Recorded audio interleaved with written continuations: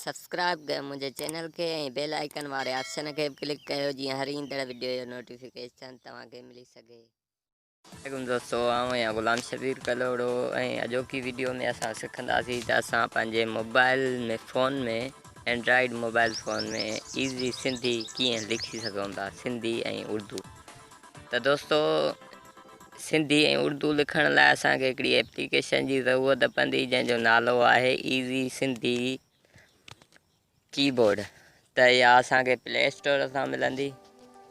त असां play store खे ओपन किथा कयूं, खोलियूं था। हिते असां लिखंदासीं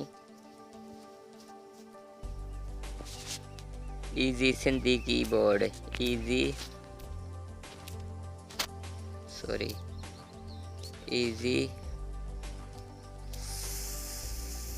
सिंधी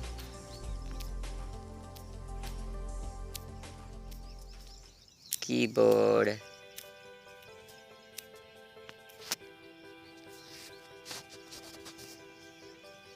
इन जूं कुझु सेटिंगियूं हुन उहे बि तव्हांखे असां ॿुधाईंदासीं त तव्हां पंहिंजूं हुन जूं जेको आहे सो सेटिंगियूं कीअं करे सघो था।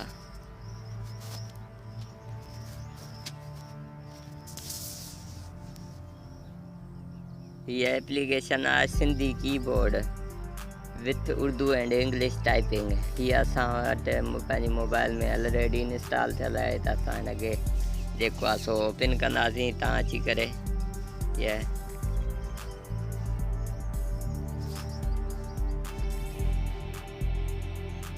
ईज़ी सिंधी कीबोर्ड हिन जूं कुझु सेटिंगियूं खुलण खां पोइ इहे सेटिंगियूं ॾसींदी सिंधी कीबोर्ड। पहिरियां असांखे इनेबल कीबोर्ड खे ठाहिणो पवंदो। लैंग्वेज इनपुट में असांखे सेटिंग खणी वेंदी।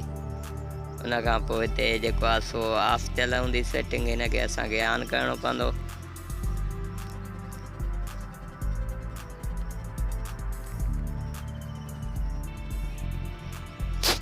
मोबाइल थोड़ी लोडेड थी रही आहे छो जो स्क्रीन रिकॉर्डर मूं वटि ऑन आहे। कीबोर्ड सेटिंग में असां ईंदासीं। हिते असांखे सिंधी क्लिक करणी पवंदी कीबोर्ड ऐं कुझु ॿियूं बि सेटिंगियूं उन्हनि सां असांखे छेड़छाड़ न आहे करणी। ठीकु आहे दोस्तों, हिते असां ईंदासीं हाणे पंहिंजे मैसेज में। हिते असां टाइपिंग करे सघूं था। हिते सिंधी आहे, हिते उर्दू आहे, हिते इंग्लिश आहे। सिंधी जीअं असां लिखी रहिया आहियूं, हिते असांजो सिंधी लिखी रही आहे इहा एप्लीकेशन। हिन एप्लीकेशन तमामु फास्ट आहे। ॿियनि कीबोर्ड जे हिसाब सां ज़बरदस्त एप्लीकेशन आहे। तव्हां पंहिंजे मोबाइल में इंस्टॉल कंदो त तव्हांजे मोबाइल में ज़बरदस्त वर्क कंदी। उमेद आहे त असांजो वीडियो तव्हांखे पसंदि आयो हूंदो।